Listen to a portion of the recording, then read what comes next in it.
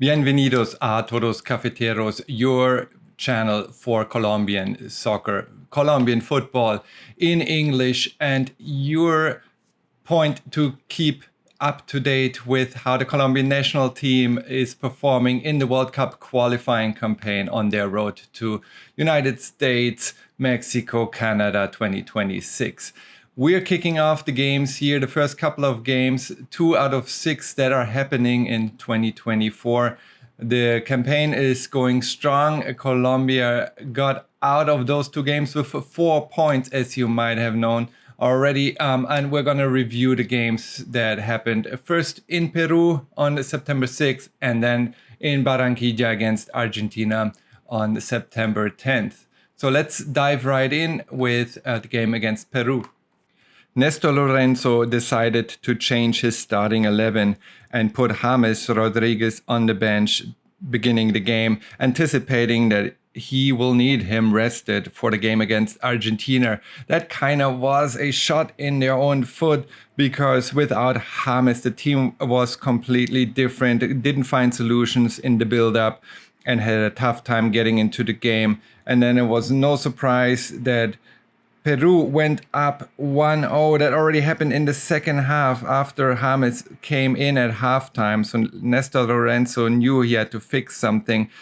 But with the changes at halftime, with James in, and also changes in the defense, Carlos Cuesta had to be substituted out, being injured, and Mina came in.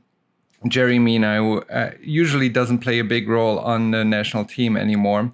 But yeah, Peru went up 1-0 in the 68th minute, and then Colombia had to put all of their offensive weapons up front. Assist by John Duran, who had now come in for John Cordoba, who started this game. John Duran with the assist to Luis Diaz, who saved that point here in Peru, in Lima, and the game ended 1-1. Again, starting lineup a little bit different. Sanchez was injured on defense. For him, Cuesta came in. Cuesta got injured as well, so that against Argentina, that position changed again. Mina was being Mina, so after he came in, also not a huge factor. Lerma had a strong game, but yeah, with Sinisterra in instead of James, I think that was a big factor why the team underperformed in the first half. That changed in the second half when James came in and the team found back to their old ways, to their regular style of play with James in number 10 and with John Cordoba in the right forward position and Lucho on left. But the team knew they clearly underperformed. Peru only got their 3rd point. They haven't won a single game in the qualifying campaign. 3 draws, 1 here against Colombia.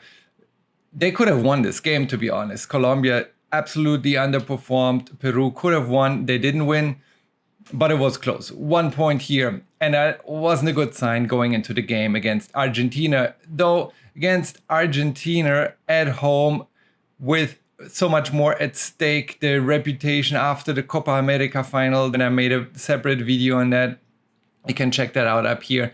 But my thesis was that Colombia lost that game because they kind of lost focus after 1.5 hour delay to kick off the game, a half an hour halftime, and the stage being a final. That team a little bit too unexperienced or not focused enough to bring that quality, that free flow of game onto the pitch, and they lost in overtime against Argentina. Here, Colombia had a complete different approach, a more free approach. The style of play, actually, I should say, stayed similar. James now back in the starting lineup. He almost finished the game. I think he was substituted out like 5 minutes before the end, but he took control in midfield, was the best player on the Colombian side.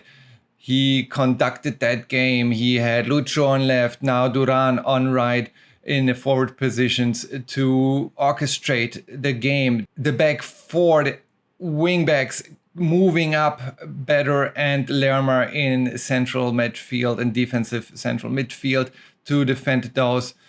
situations where Argentina received the ball, got the ball back, and kind of switched. Not fast enough. Colombia was very good in stopping those momentums. But then through two standard situations, Colombia won this game. The first one, corner kick. James brought the ball in from the corner. And Mosquera, who made his start here because, again, Sanchez is injured. Cuesta is also injured.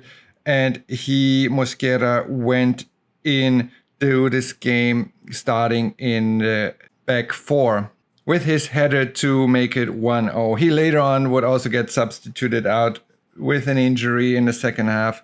But for now, the team was up 1-0. Argentina then tied the game right at the beginning of the second half, 1-1 by Gonzalez.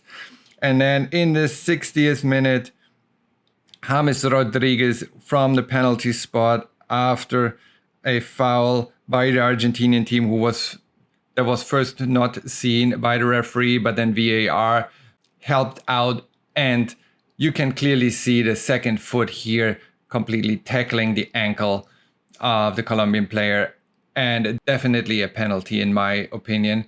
Kind of a shame that the VAR didn't get in right away, so it took about 4 minutes or so until the next situation was cleared for VAR to show the scene to the ref. But once that happened, I don't think there was a huge debate on whether there was a penalty or not. Obviously, you always have Argentinian fans who want to argue about this. So on social media, they're blaming the referee. But come on, you can't tackle a player in the box, in a penalty box like that, and expect not to get a penalty against you. So Colombia 2-1 completely deservedly won this game. Argentina lost without Messi, and I wish that would have been the Copa America final. It wasn't. I predicted it, that they would play more freely in their usual flow if the stakes weren't that high. And so it happened here. Colombia now in second position. Argentina with their second loss in this campaign. Colombia still undefeated and in second position with 16 points in the World Cup qualifying campaign. With regards to upcoming games and what to look forward to here against Bolivia and Chile in October, next two games coming up. Colombia will play Bolivia in El Alto on October 10th. So in the highest stadium, high altitude, 4 kilometers high, I believe it is, in El Alto.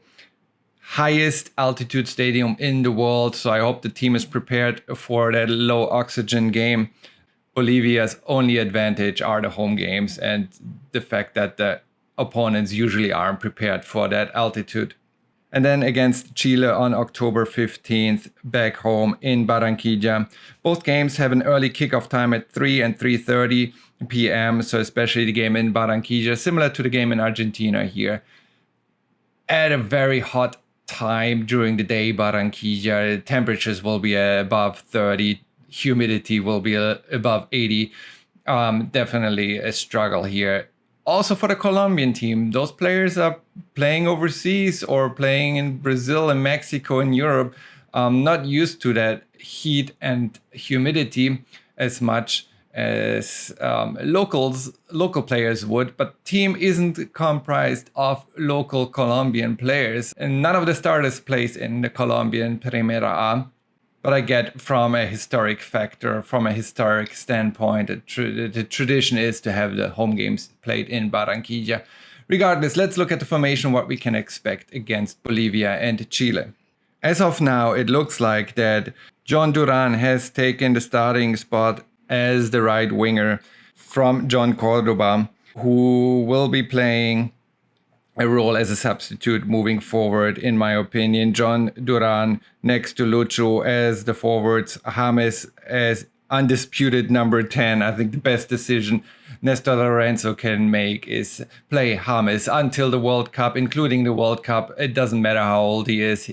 James has shown that on the national team, he's a different beast. Now that he has that competitive club action back in La Liga, he will physically be able to stay up to the task.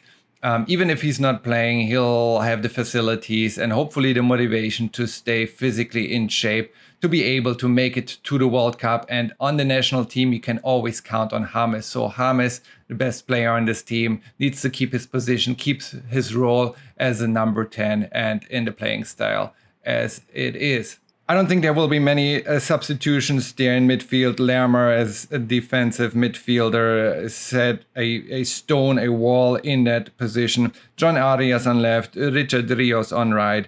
And then the back four, in my opinion, also should stay as they are. If there aren't any injuries like there were against Argentina and against Peru.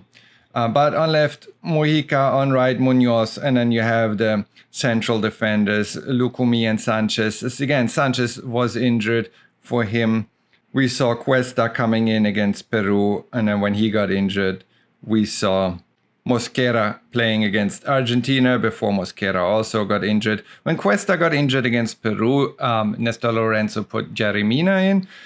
I think moving forward, again, if there are injuries in that position as there have been in the past, I think the depth chart would be Sanchez, Cuesta, Mosquera.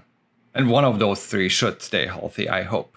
But with that, I want to say thank you for watching. Definitely looking forward to covering the next 4 games of the Colombian national team, 2 in October, 2 in November, which will then conclude the 2024 World Cup qualifying games for this year. And we'll have another 6 games next year before the World Cup kicks off in less than 2 years from now. So we'll stay up to date. I'll keep you informed on anything that's happening in the meantime, on how the team performs, on how the team's doing, playing again, still undefeated. And if you've been following this channel, you know why. Please subscribe if you're interested in content like this. Until next time, thank you so much for watching.